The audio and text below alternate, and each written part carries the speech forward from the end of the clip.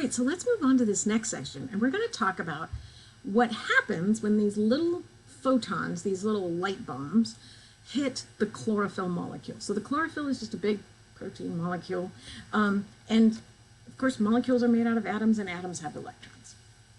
And these electrons, when they get hit by this light energy, they actually become, and this is the honest to God physics term, they become excited.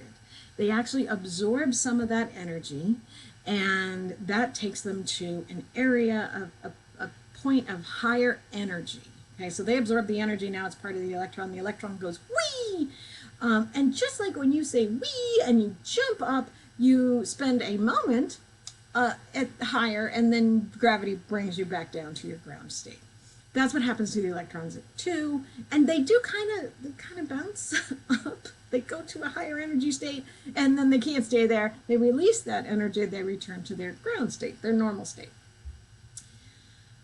Photosynthesis harvests this energy of the electrons in that excited state. As the electron returns to its ground state, it releases a little bit of heat and a little bit of light. What? I know. Sometimes they release light, sometimes they don't. They always release heat as they return to the ground state. Now we can actually harvest or use this release of electrons to their ground state, because some pigments, the electrons in some pigments do release light as they return to their ground state. And that, my friends, is what makes glow sticks glow. I know. So there's different pigments, different pigment molecules, literally different molecules in these different colored glow sticks. I don't know why this man is so angry, because he has pretty glow sticks. It seems like he would be happy.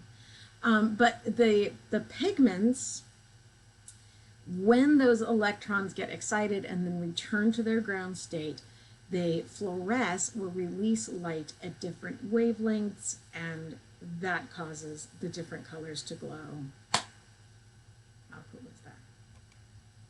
Okay, I thought it was cool. All right, so light hits the thylakoid in the granum, within the chloroplast, within the leaf cell. Whew, so many layers, layers upon layers upon layers.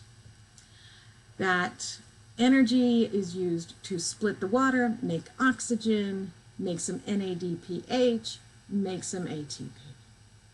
Now, these products, the ATP and the NADPH, are going to go into another cycle. And this one is called the Calvin cycle. These reactions that cause all this is called the light reactions. This next step are called the Calvin cycle, or the light independent reactions. So these are light dependent, these are light independent. The Calvin cycle can happen when light is not present. The light reactions have to have light to happen.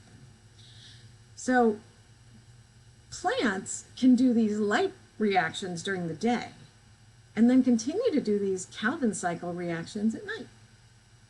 Weird, right? The product of the Calvin cycle is going to be to pull in carbon dioxide, use the hydrogens and the energy produced in the light reactions to combine CO2 with hydrogens and make sugars. Remember, C6H12O6. So you start with 6 of these carbons, add a bunch of hydrogens, you get sugar. So cool, right? And that process is called carbon fixation. This is, again, a very human-centric terminology because it implies that there's something wrong with carbon. Otherwise, there's nothing wrong with carbon. Carbon is fine. But CO2, carbon dioxide, is a form of carbon that animals can't use. We actually produce it as a waste product of cellular respiration. That carbon dioxide gets fixed by photosynthetic organisms into sugars, which are a form of carbon that we can use. Okay? That's what we mean by carbon fixation. So there's nothing wrong with carbon, we just put it into a form that we can use. Now, the way we talk about these processes makes it sound like plants are doing photosynthesis and animals are doing cellular respiration. And I realize I have implied that. I need to go back and clarify that's not correct. Plants don't do photosynthesis so that animals can do cellular respiration. Plants do photosynthesis so that plants can do cellular respiration. Plants evolved hundreds of millions of years before any kind of animal. I don't give a shit about animals. Animals eat plants. Plants don't. Plants didn't make themselves so that animals can eat them. I'm sure the plants aren't happy about being eaten. So, plants do photosynthesis and then they use the sugars that they made to do cellular respiration in their own cells. Plants are only in it for themselves. That makes more sense now, doesn't it? Okay.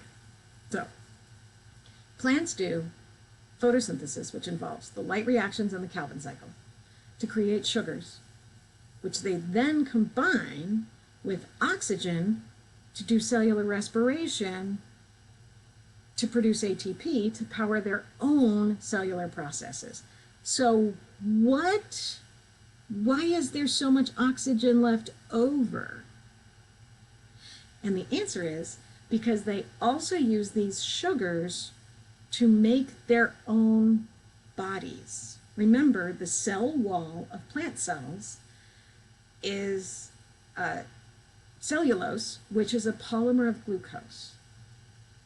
So a lot of the sugar that they produce is bound up in the physical structure of the plant, which means that a lot of this oxygen is extra.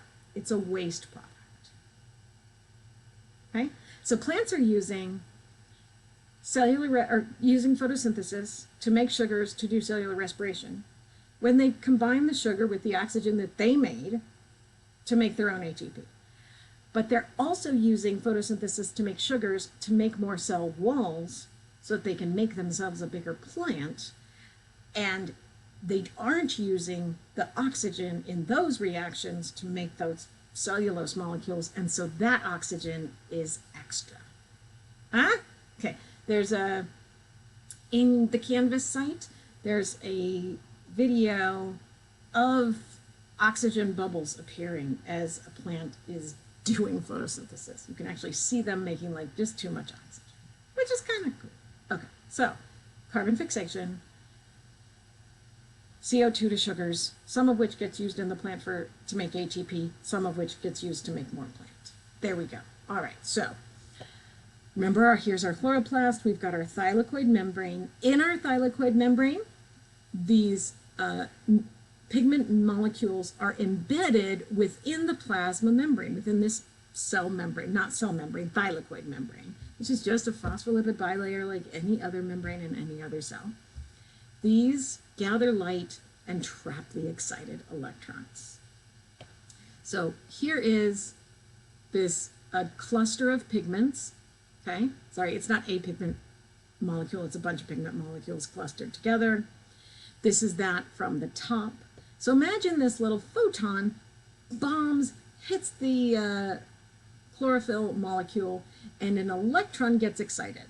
And it goes whee, and it bounces from one to another, transferring a little bit of that energy from one pigment molecule to the next. Then we get to the end, and there is an electron acceptor that's going to say, yo, yo, yo, electron, come here, stop bouncing around. In this big structure made up of these pigment molecules, this whole thing together is called a photosystem. Okay?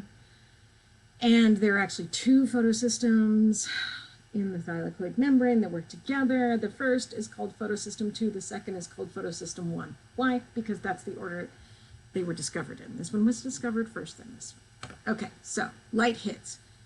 Electrons go ding, ding, ding, ding, ding through the photosystem, get excited, go to the electron acceptor, and then get sent, wait for it, can you believe it, through an electron transport chain. Are you kidding me right now? To make ATP. hang on, wait a minute. Didn't we just do that in cellular respiration? Yeah, we did. We're doing it again. I know, it's all complicated. And they go, remember when they go like the opposite directions? They go the opposite directions. Okay, then we get to the second thing. It gets hit by light. Boing, boing, boing, boing, boing. Excited electron goes to an electron acceptor and then goes to make more NADPH. So we're making ATP and NADPH in these light reactions. We knew that. Here is the electron transport chain. Boing, photosystem, excited electrons, whee! Boing, photosystem, excited electrons, whee! Get used to make NADPH. NADPH then has the same thing, creates a hydrogen concentration gradient that gets used to freaking make ATP, and that ATP then goes into the Calvin cycle. What? So this is more detail of what's happening here. Remember I said we were making NADPH and ATP? This is how we're doing it with another electron transport chain. Whole system of things that move hydrogen across a membrane from NAD or NADPH. Sorry, from NAD, they're going to flow back across to make NADPH. The hydrogens actually came from the water over here, soon, and now they're going to flow back across through an ATP synthase to make more ATP. And the whole point of all of this, and if it sounds like I get confused, it's because I get confused because this is so fucking backwards. I shouldn't have said fucking in a lecture video, but there we go. And all of this is then going to go into the Calvin cycle. Now, do I expect you to keep all of this straight on the test? I actually don't, so don't worry about it so much. Just know light, electron, whee! Electron transport chain, light, electron, whee! NADPH, ATP. Here we go again. Photon, whee! Electron transport chain, photon, whee! Electron. We get some ATP out of it, we get some NADPH out of it. Then we go to the Calvin cycle. All right, so here are the light independent reactions. And it's another cycle just like the citric acid cycle, okay, or the Krebs cycle. The Calvin cycle is happening in the chloroplasts. And here we have an enzyme called Rubisco. And the weird thing about plants is that evolution just gave them the worst possible enzyme. Rubisco is like so inefficient. There are other enzymes that could do this better. Plants are like, we'll just take Rubisco, it's fine. So this is a really inefficient process. But it works, so that's what evolution went with, the thing that worked. So we take the CO2, we add it to a 3-carbon molecule, take the phosphate, put it on the 3-carbon molecule, put a hydrogen on, we make a sugar, put a couple of those together, and we get glucose. Am I glossing over this? Yeah, because there's too much.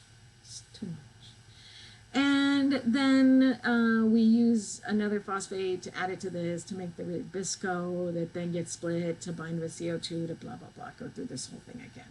What I want you to know is the CO2 gets bound together with hydrogens that originally came from water but have been transported over here on NADPH. All of that gets put together to make a glucose molecule. Rubisco gets recycled. And we're done. And that's photosynthesis. Kind of cool, kind of amazing. I wish we did it, but then there'd be too much oxygen in the world. And that's your photosynthesis lecture.